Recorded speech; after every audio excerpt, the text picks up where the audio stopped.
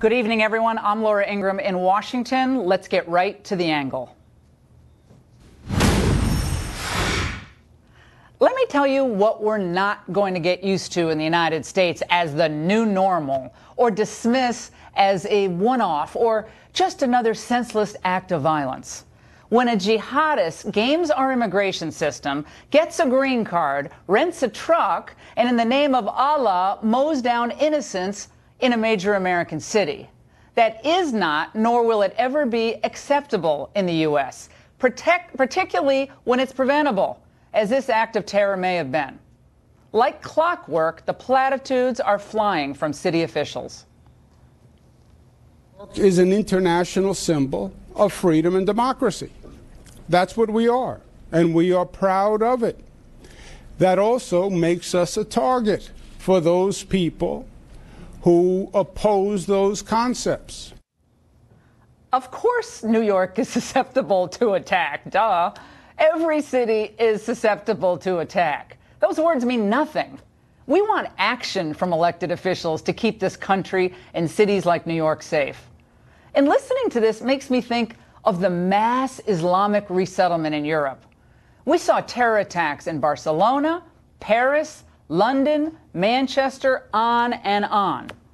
Now, do you remember what we heard from Polish Prime Minister Beata Szydło last summer after the truck attack in Manchester, England? She said the following: "Do we want politicians who claim we have to get used to attacks or who describe terrorist attacks as incidents? Or do we want strong politicians who can see the danger and fight against it efficiently?" Well, I know one politician who saw the danger. Back in August of 2016 in Youngstown, Ohio, candidate Donald Trump had this to say about radical Islam. Nor can we let the hateful ideology of radical Islam, its oppression of women, gays, children, and non-believers be allowed to reside or spread within our own countries. We must use ideological warfare as well, very important, and they use it on us better than we have ever even thought of using it on them, but that will change. Just as we won, just as we won the Cold War in part by exposing the evils of communism and the virtues of free markets, so too must we take on the ideology of radical Islam. After he was elected, President Trump issued an executive order to temporarily halt travel from countries of concern and crack down on illegal immigration. For that, he was branded as cruel and heartless. You know what's cruel and heartless? Bikers and pedestrians run over in broad daylight in a major American city.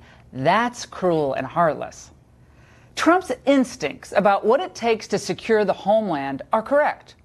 Protect our borders, deport lawbreakers, build a wall, halt refugees from certain countries given the severity of the threat. These are common sense solutions. So far, here's what we know. The slime that took 8 lives today is a radicalized Uzbek. He got a green card through the diversity visa program, according to my sources. You know what Donald Trump proposed in his immigration reform priorities to Congress a few weeks ago? The president expressly asked for the elimination of the diversity visa program that grants 50,000 green cards annually at random through a lottery. It's a total scam. Tonight, I'm also thinking of those activist lower court judges, like those 2 Obama appointees who just weeks ago ruled against the president's travel bans, calling them anti-Muslim. Though Uzbekistan was not on the list, it should be. I'd love to ask Judges Derek Watson and Theodore Schwang, is it now time to restrict who comes into our country? Shouldn't we now make sure that all visitors or U.S. visa holders are not a threat to our citizens? Throughout the campaign, President Trump warned about the refugee flow into the United States, which is why so many were shocked this month when he agreed to permit 45,000 refugees into the country. We're apparently doing extreme vetting on them. I asked General Kelly exactly what that meant last night.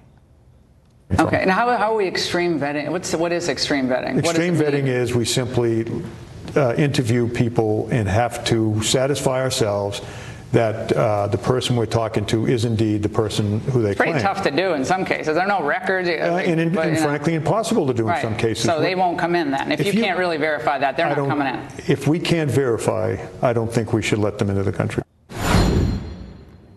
President Trump was elected in large part, because voters appreciated his no-nonsense pragmatism on issues like homeland security and immigration. Although we can't stop all terror attacks in the United States, the safety of the American people demand that we do what we can to stop those attacks that are preventable. 9/11 should have made it obvious to everyone that Islam has a hideous radicalization problem. Donald Trump put the onus on Muslim leaders on his first foreign trip to get their houses in order and reform from within. Here at home, we should not lose one more American life because politicians don't have the nerve or the will to do what's necessary to secure the homeland. Our safety is their primary responsibility, and that's the angle. Now joining us with a reaction to today's terror attacks in New York City is Ed Davis, who was commissioner of the Boston Police Department during the 2013 Boston Marathon attack, and Jim Hansen, president of the Security Studies Group here in Washington. Gentlemen, another dark day for the United States. It is so infuriating to me on so many levels.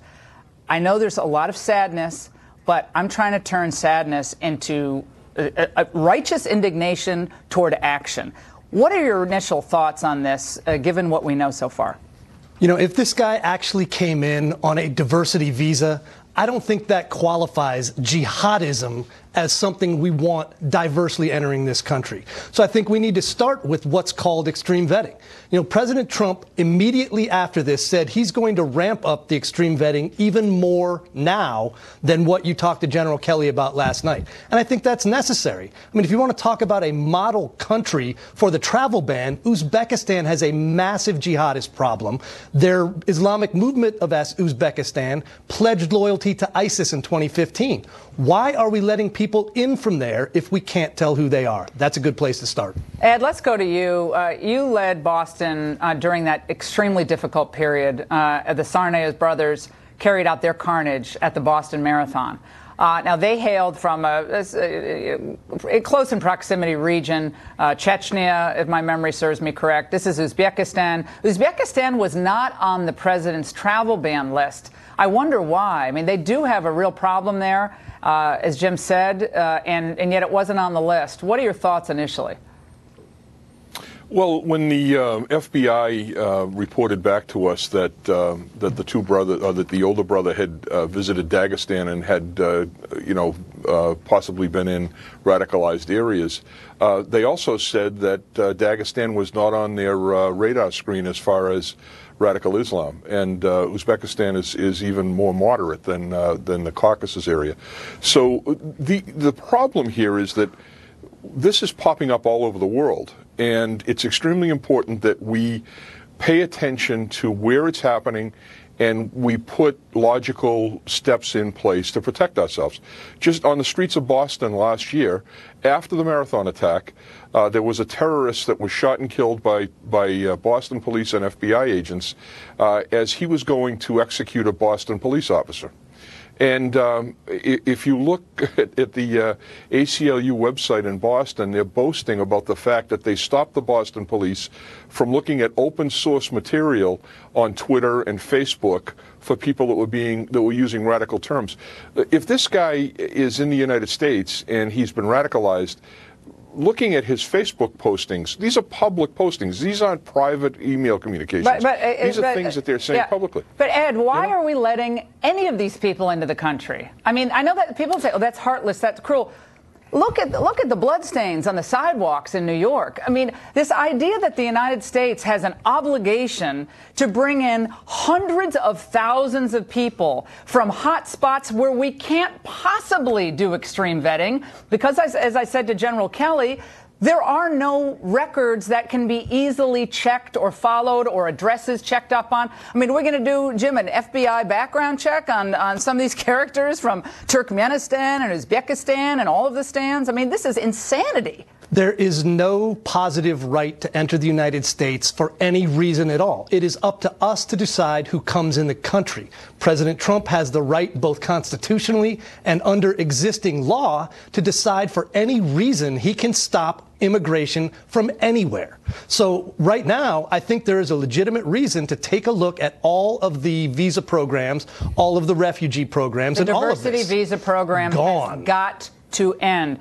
And Ed, I want to go back to you on this. The idea that this is something we just have to get used to. As the Polish prime minister was reacting to comments made in Britain at the time, this is the new normal from the mayor of London. This is another unfortunate incident, but we're just going to go back to our regular lives. Well, yeah, of course we're going to go back to our regular lives. That's what we do. But if we can stop these attacks by stopping the people from coming into the country in the first place, why are we playing this politically correct game that ends up with the deaths of Americans? To me, this is just insanity and lunacy. Uzbekistan? I mean, why are we letting people in from Uzbekistan ever? I'll let you finish it off, Ed. Well, Laura, I'm informed by this issue by talking to the relatives of the people who were killed in these attacks, by talking to the victims that lost limbs in the marathon attack. And I think that this is similar to what was happening in London leading up to World War II. Winston Churchill was trying to tell people what the danger was, and we're living in the same kind of a reality right now. People don't realize it until they've lost a loved one, or they've talked to somebody who has lost someone or lost a limb in a situation like this. And until that happens, I don't think we're ever going to be able to effectively prevent these things from occurring. But what they're doing, let's be really clear what's going on here. They want to portray Trump as the problem. Trump is cruel, heartless, all the things that they say. He's the problem. And meanwhile, people are gaming our immigration system, getting federal benefits, welfare, all the Obamacare. They come in, and then we get dead people. I'm sorry, but no, Trump's the problem? Trump's right. Trump's looking at this with This is why he clear was eyes. elected. People are tired of this in this country. The victims, and I'm so glad, Ed, you have the ear of the victims, and you have their hearts, too.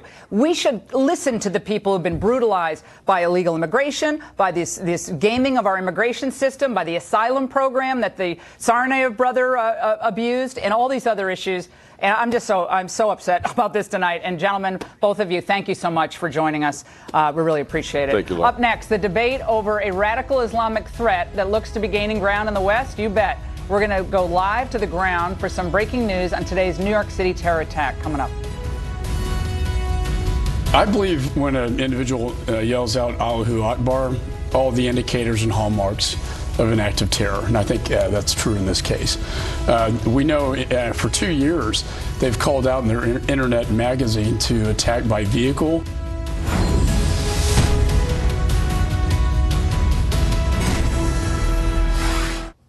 Welcome back to our continuing coverage of today's terror attack in Lower Manhattan, where a suspect deliberately drove his truck down a bike path, killing 8 and wounding 11.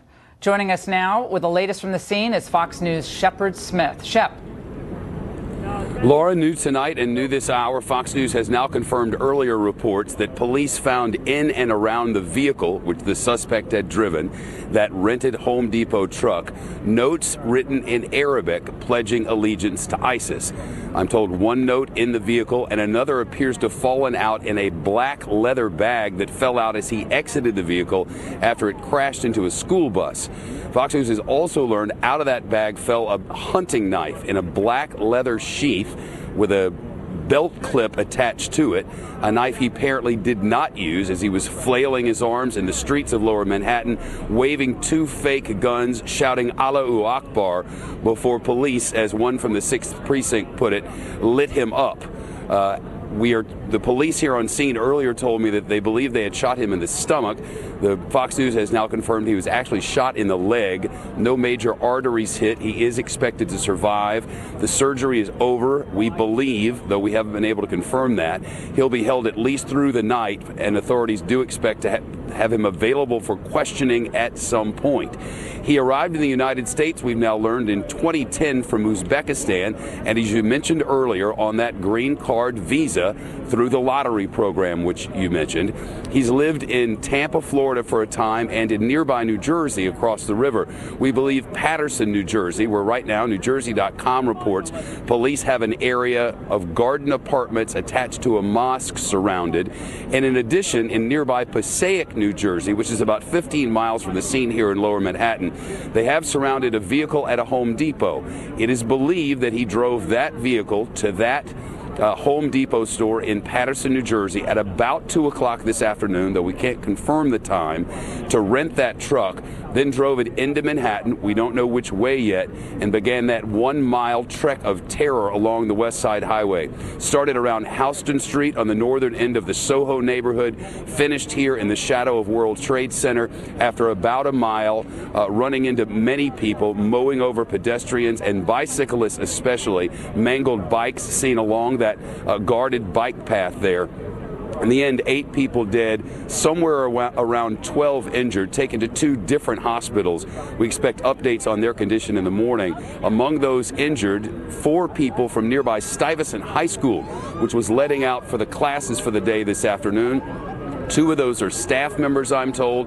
2 of them said to be students. One of those students critical at a trauma center at Bellevue Hospital in Lower Manhattan. Investigators still working to find out if he acted in coordination with anyone else. And according to our sources and those of our intelligence correspondent, Catherine Herridge, there is no indication yet that he was radicalized by any group overseas. Whether he was radicalized online in some other way, we don't yet know. As for accomplices, no indication, Laura, not yet. Shep, thanks. The attack suspect's background and how we got into this country is raising obvious questions about the role radical Islam played in the attack, and also whether a visa program needs a major overhaul. Here to discuss from Boston, Robert Spencer, director of the website Jihad Watch, and from Portland, Oregon, Harris Zafar, author of the book Demystifying Islam, Tackling the Tough Questions. Gentlemen, it's good to see both of you on a very difficult night. Harris, let's start with you. This man apparently had some allegiance to ISIS, notes found at the scene, cried out, Allahu Akbar. Truck attack after truck attack in Europe, now coming to the United States, innocents slain. How does the average person watching this show tonight not think, given the pattern of behavior, that Islam does not have a major problem with radicalization? Well, I'd be remiss, Laura, if I don't begin first and foremost by expressing the Ahmadiyya Muslim community's deepest condolences to the victims of today's attack, and also expressing our deep gratitude to the bravery of our law enforcement officers who saved so many lives today. And since we are Muslims who believe in that Messiah, Mirza Ghulam Ahmad Qadian, who came to revive the original teachings of Islam, we not only unreservedly condemn these attacks and stand by innocent civilians who we want to protect as well. But we also understand that there is indeed a problem amongst certain groups around the world who are being radicalized. And the international leader, the Khalifa of the Ahmadiyya Muslim community, has indeed said that the West should be very careful not to let all people pour into their country, that they should be very vigilant about who is allowed in, because ISIS sympathizers and fanatics like them might sneak into the country under the guise of being refugees. So the safety and security of this country is paramount. What we say is that to have a nuanced approach, and instead of banning wholesale people from certain countries, which Uzbekistan was not even on in that list, and the most troublesome country, Saudi Arabia, is not on that list either. Instead of that, have a nuanced approach where we can get to their root, which is their ideology and their funding. Harris, I think you're right about there's an ideological issue here. But, I mean, there's not a lot of room for nuance when we're talking about innocent lives. You probably wouldn't want this guy moving into your neighborhood. And the Ahmadiyya Muslims are considered heretics. You're considered heretics by other Muslim sects, by the Salafists and so forth. So they take issue with your interpretation, correct, of Islam, which I know is an ongoing, long-standing debate within Islam. But, Robert, let's go to you. This is just certainly. You're right. Just to answer, since you asked that question, right, absolutely. Yes, the extremists. That's right, why Laura. our Americans know that we are on the side of Americans, Ahmadiyya Muslim community is less than 2% of Muslims worldwide. The extremists out there. And so, okay, one at a time, guys. Robert, yes, we'll go to you. me. Harris, you get in a minute. Just hold on, guys. So the Ahmadiyya Robert, Muslim community is less than 2%. Okay, it is. It's a small percentage. But Considered Robert, heretics persecuted in Pakistan and Indonesia. Right. So they are persecuted, but we have a radicalization problem here. And yes. how do we, in good conscience, put another American life in jeopardy with this insane program of allowing people into the country whose backgrounds, frankly, we cannot check, because now we can get radicalized on the internet. You can come here and get radicalized. Yes, American citizens can as well, but okay, we already have that problem. We don't need more problems. That's my view. Robert. Oh, absolutely. You're absolutely right. Look, these programs all should have been ended long ago, and they need to be ended immediately. The fact is, we have a hard choice. There is no reliable way to distinguish between peaceful refugees and people like this New York City murderer who are jihadis. There is just simply no way to tell. And so we either have to let in some harmful people or keep out some harmless people. And all these years we've been told we're racists and bigoted Islamophobes if we want to keep out the harmful people, because that will mean keeping out some of the harmless people. Well, unfortunately, we have to make hard choices here, and this is it. And the fact is that there is jihad recruitment going on in mosques. This guy has been in the country 7 years. He certainly went to mosques, and so along with ending these programs, there has to be a challenge to the Muslim community to start teaching against these ideas of jihad. His mosque needs to be investigated. It needs to be shut down if it's preaching jihad terror. Harris, do you believe that mosques should be surveilled given this radicalization problem? I know your sect does not have this issue, doesn't have this problem, but others do, and it hurts all of Islam to have this poison from within. It hurts the whole faith, obviously. It's terrible. Yeah, we're in a unique position as the only Muslim community that's in 210 countries around the world with one single leader, and that leader has been very clear, His Holiness, that he has no problem with the government officials surveying our mosques because we have nothing to hide. Ultimately, the solution that he has offered forward is to root out the root of the problem, which is both the ideology and the funding. Traces of the funding of ISIS seem to go to Saudi Arabia, yet we never even talk about banning Saudi Arabians from entering the country, and instead we're giving them arms. Yeah, we're selling them arms, and the victims, Yemen, are not allowed to come to the country. The 9/11 hijackers. I appreciate it, gentlemen. We're out of time, but yeah, we have a lot of problems. We just don't need any more coming into the country. Gentlemen, both of you, we really appreciate it tonight. And after today's attack in Lower Manhattan, there's a lesson to be learned from comments John Kelly made to me last night. We're going to explain coming up next. Welcome back. We're monitoring the situation in Lower Manhattan, where 8 people died earlier today after a man deliberately drove a rental truck down a crowded bike path in an act of pure terrorism. Future historians will no doubt write about radical Islamic terrorism as a major issue of our time, and I hope we will leave lessons on how to defeat jihad for the future. But maybe we won't, considering how history has been treated recently in America. Last night, when I sat down with White House Chief of Staff John Kelly, we discussed the recent efforts, primarily from the left, to tear down and wipe away monuments and relics of some of the most important leaders in American history. Here's what General Kelly had to say. I think it's just very, very dangerous, and it shows you how much of a lack of appreciation of history and what history is. I would tell you that Robert E. Lee was an honorable man. He was a man that gave up his country to fight for his state, which in 150 years ago was more important than country. It was always loyalty to state first back in those days. Now it's different today.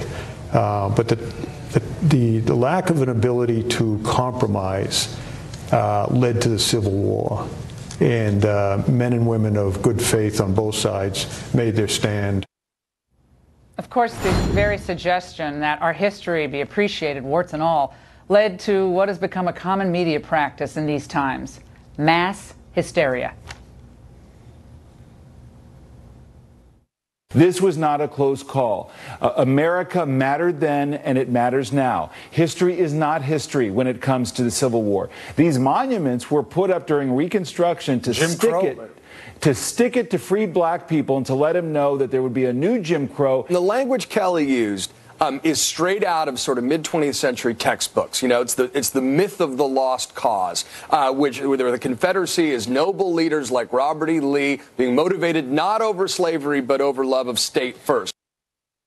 If Mr. Gregory and Mr. Avalon cared to do the smallest bit of research, they would quickly discover that even folks like renowned Civil War historian Shelby Foote and, you know, that rabid alt-writer expressed Kelly's very sentiment. Joining us now for reaction, two historians, Craig Shirley, a presidential historian and Ronald Reagan biographer, the author of the new book, Citizen Newt, and Jane Hampton Cook, the author of 9 books about U.S. presidents and American history. Great to see both of you. Jane, let's start with you. He got hammered, Kelly, for the comments he made yesterday about Robert E. Lee.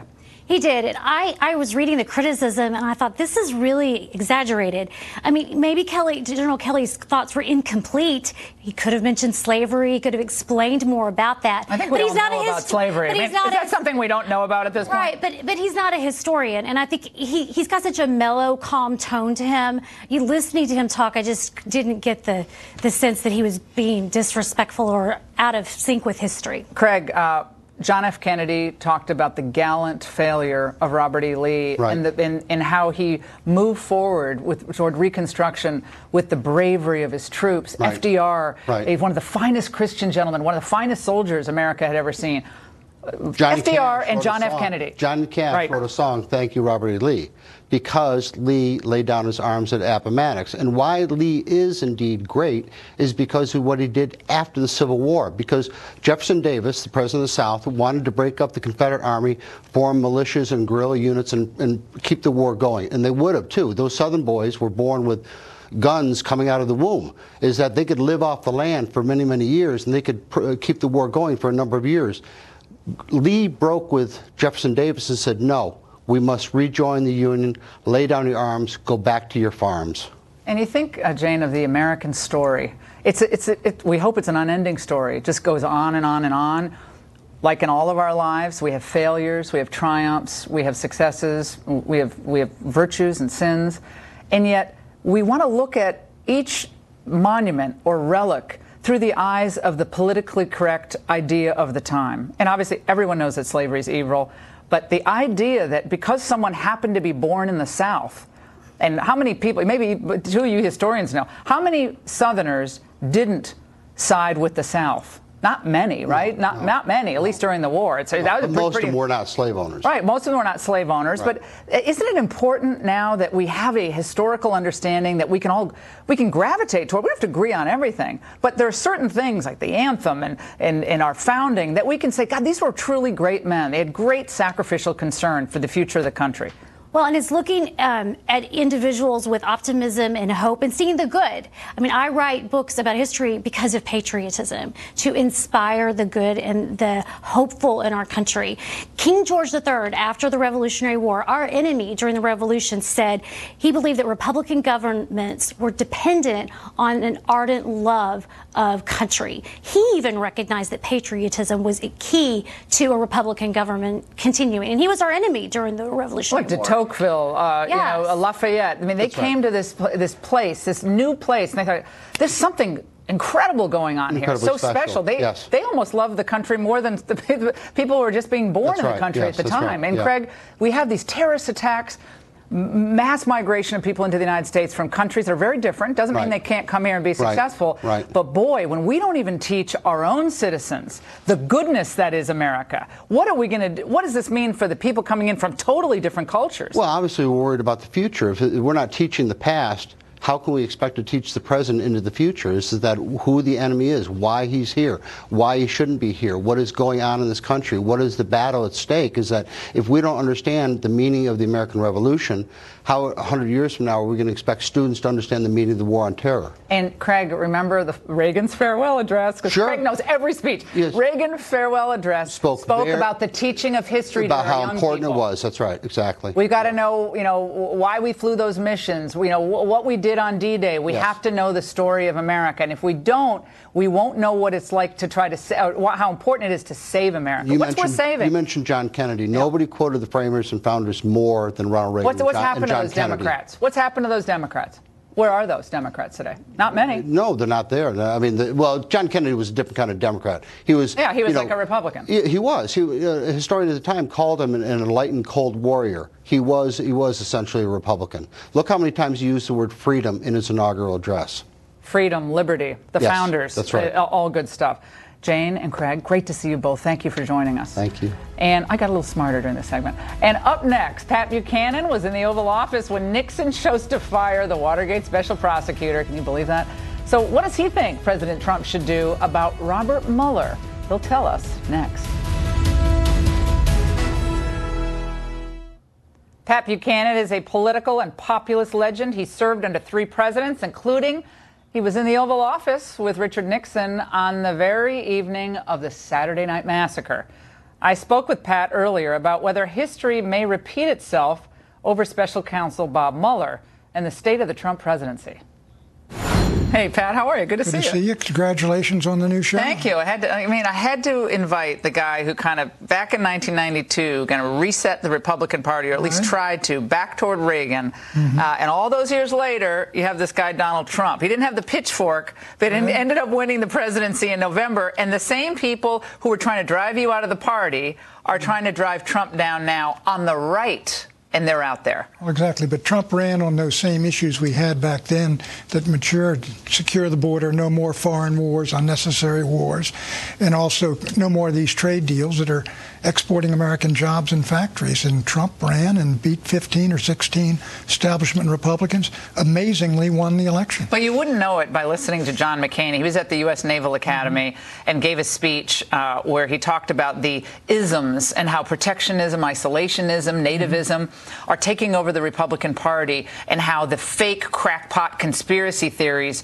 are dominating the national conversation. He's acting like, Trump's the problem, not the solution. But the point is that look, John McCain is making this case, but the idea was, we lost all these jobs, we lost these factories. What is wrong with protecting American factories, America's national independence, American sovereignty? That's what the American people voted for. But he'll say, Pat, that that's not what the Republican Party's history is. But does he know his history, given what Republican presidents have done vis-a-vis tariffs throughout the history of the Republican Party? Since Eisenhower and Nixon, we became a free trade party, but protectionism is the policy of Lincoln. The Morrill tariffs, they passed it 10 times during the Civil War.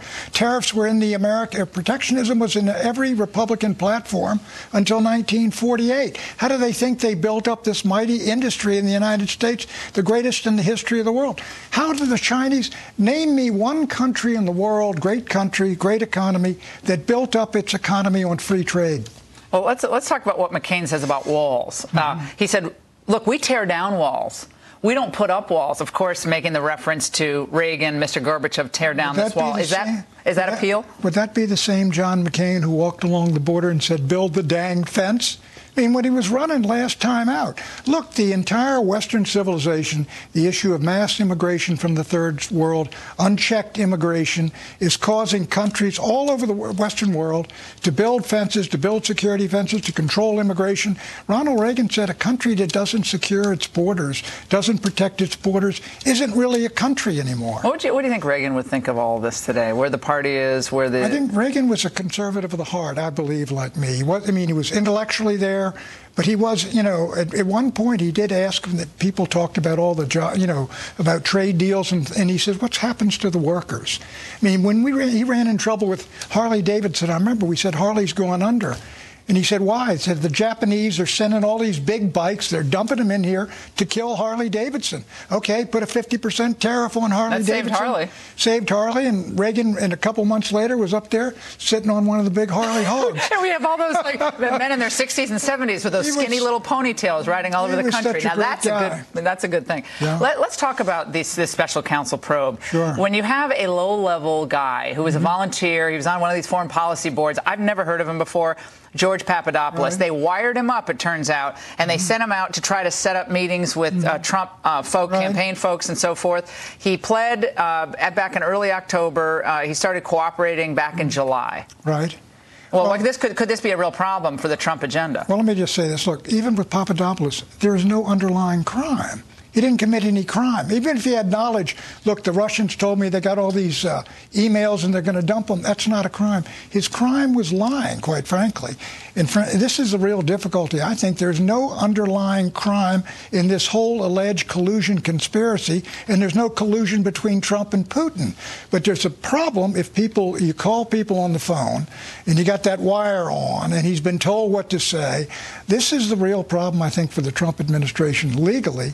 But the other one is this is going to be a massive distraction. I've gone through these things, Iran-Contra. I went through Watergate with Nixon. It goes on for years and years and years, They go on, and I mean, I am really against the whole special prosecutor idea. I think it's unconstitutional. I agree. These are mighty engines which are directed to destroy presidencies. Look, and if the Congress of the United States feels that Trump ought to be impeached, then impeach him. Yeah, you got the constitutional obligation. They say, we don't want it. We don't want to decide where to go to war. We don't want to decide what's, the coinage. Turn that over to the Fed. I mean, the Congress has abdicated enormously, and this is one of those signs of abdication. Pat, one of the narratives that we're seeing play out in the media, and this is mostly fomented by the left, but picked up every now and then by figures on the right, more of the establishment, globalist figures, questioning Trump's fitness for office. He's seething, they claim, through leaks of someone to the press. He was seething over the Mueller indictments yesterday. He gets enraged when people leak. He gets frustrated. He's flying off the handle. They keep repeating that, and I think that's a big setup toward trying to remove him from office. I think they wanted to do this from the very beginning, seeking to undo this populist victory because it's working so far. Look at the economy. Look at what's happened with consumer confidence. And besides that, you mentioned the economy. You got the growth at 3%, 2 quarters in a row. You got consumer confidence as well. You got money in the stock market. I'm sure you do. It seems to be doing fairly well. Thank God. All of I always lose in the stock market. But these are all positive. And this is one of the things I will say that concerns me about this investigation.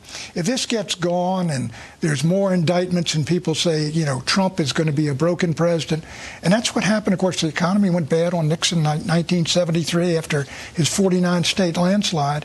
And when they do that, then all the jackals come out and they say we can get him. But I just don't see it right now because, as I say, the Papadopoulos thing. I mean, I don't know what the guy did other than tell a lie about what he didn't do. And meanwhile, you have Fusion GPS. You have Anthony Podesta resigning from his Democrat consulting lobbying firm. I think John's going to follow pretty soon. Yeah, so the Podestas will be going on Dancing with the Stars. But that's really a case. The Russians gave material to this Christopher Steele, who's the British agent, who gave it to Fusion GPS, which got it spread all over this city in this dossier. You had Russians involved in it. You had the Democratic, and Podesta ran the campaign, and Wasserman Schultz, and they paid the money, the $12 whatever million this was taken out of it. And they said, well, we didn't ask what they did with the money. That's not credible. So I do believe that, this is something that Mueller himself ought to be investigated because it is an example of Russians interfering in the American election, frankly, to damage Trump.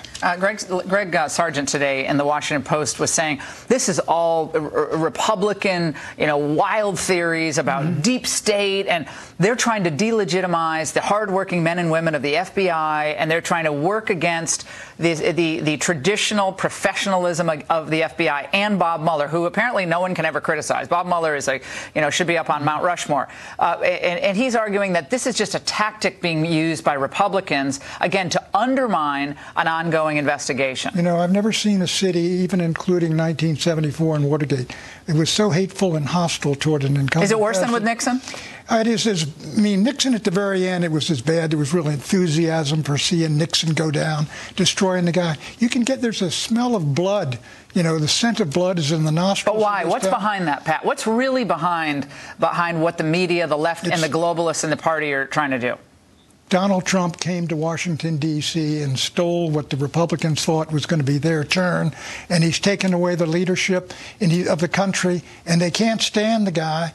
And I think, I've rarely ever seen this, but they are determined to break this man and to bring him down and to finish him up. Look, Donald Trump got 4% of the vote in Washington, D.C.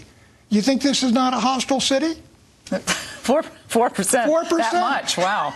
That was probably just my vote. My relatives. Let's talk before we let you go about this idea that Trump is thinking of or toying with the idea or grappling with firing Mueller. Of course, that brings me back to your days in the Oval Office with Richard Nixon on the night of the Saturday Night Massacre. Right. Tell us about whether that. He has a constitutional right to do it, no doubt about it. Special counsel's in the executive branch, but that would set off a huge firestorm. Nixon had no choice. I wrote him that morning. I said, you're going to have to fire Richardson, because Richardson, in my judgment, turned on us. He said he would fire Cox if Cox didn't accept the deal. And so Richardson says, I'm not going to do it. If I'm going to stand by Cox. And we had Henry Kissinger in Moscow. You had the Middle East war going on at that time. Nixon's telling Brezhnev, I will move in the Middle East if you do. So I said, you got no choice, Mr. President. So Nixon calls me over to the Oval Office at 3 in the afternoon, and he says, I got Henry over there with Brezhnev. What is Brezhnev going to say if I let the Attorney General of the United States buffalo me and bull me and make me back down? He's got to go. And so we talked about it for about 45 minutes, and he said, you better go out this way because Elliot's coming in this way with Haig. And so I went out this way, and there was my friend Elliot Richardson.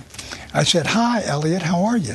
And he had this sort of smile on his face, and Haig had his head down like a sheriff leading someone to execution as he walked in and got hammered by Nixon. I went over to this restaurant over here where they had the roller skates and everything, and I told 2 friends of mine in town, there'll be impeachment resolutions in the House on Tuesday. And sure enough, there are about 20 of them next Tuesday. And do you have a doubt that would happen if I had Donald no doubt. I had urged moved Nixon, against Mueller? I had urged Nixon to burn the tapes 3 months before and to get rid of Archibald Cox before he'd been built up. But by then, he had this huge operation. The press was covering him. So it was just an enormous If you had to advise Trump today? Don't do it. I would say don't do it. Pat Buchanan, my friend. Great to see you. All right. Thanks for joining us. Congrats again, kid. All right. Appreciate it. Up next, a live update from Lower Manhattan on today's terror attack. Stay with us.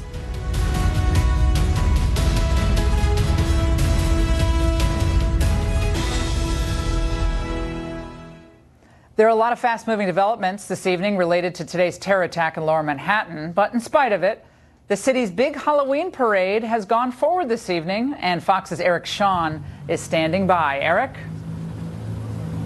Good evening, Laura. New York City Mayor Bill de Blasio says New Yorkers are strong, resilient, and we do not give in. And tonight we witnessed that firsthand, 50,000 strong. It was the annual New York City Halloween parade where tens of thousands take to the streets in Greenwich Village. They did so in spite of and perhaps in response to the horrible events of today. You know, Laura, this parade is really kind of crazy. It's creative and outrageous. It's a celebration of life. Today, taking on a special sense of poignancy. People we talked to because of the emotional tragedy said they came out to march and be part of this event to be defiant. Because I don't want to live in fear. And also, if we hide, that's also the proof that they make a damage. I refuse to live in fear. Absolutely not. This is about having fun and the whole bit. I refuse to live in a box. My parents were kind of worried, but they were like, don't live in fear. They wanted me to come. In France, we had this little moment after the terrorist attacks where we were afraid to go out, etc. And I hope it won't be the case here in New York. Are you afraid now, tonight? No, I'm not afraid. No. It's an error to be afraid. It's a mistake, sorry. It's a mistake to be afraid. So well said. As you can see behind me, there's a wall of police cars here protecting 6th Avenue. They've had this throughout 6th Avenue and on side streets to prevent a possible copycat of what we saw earlier today. So, Laura, tonight we saw the New York and the American spirit on display. And this evening, we're just blocks from the terrorist attack site. The World Trade Center antenna is lit up in red, white, and blue. Back to you. I in the love studio. it. What a great story. Thanks so much, Eric. And we close and continue on a bit of a lighter note. My sons, along with millions of children across the United States, went trick-or-treating tonight, blissfully unaware of the true evil that exists in the world. Dimitri's costume with the red eyes, I have no idea what that is. But of course, Nico on the right is Darth Maul. And that's all the time we have tonight. But tomorrow night, I'll have an exclusive interview with Supreme Court Justice Clarence Thomas. He rarely gives interviews. You are not going to want to miss this. And good night, everyone. Shannon Bream is up next.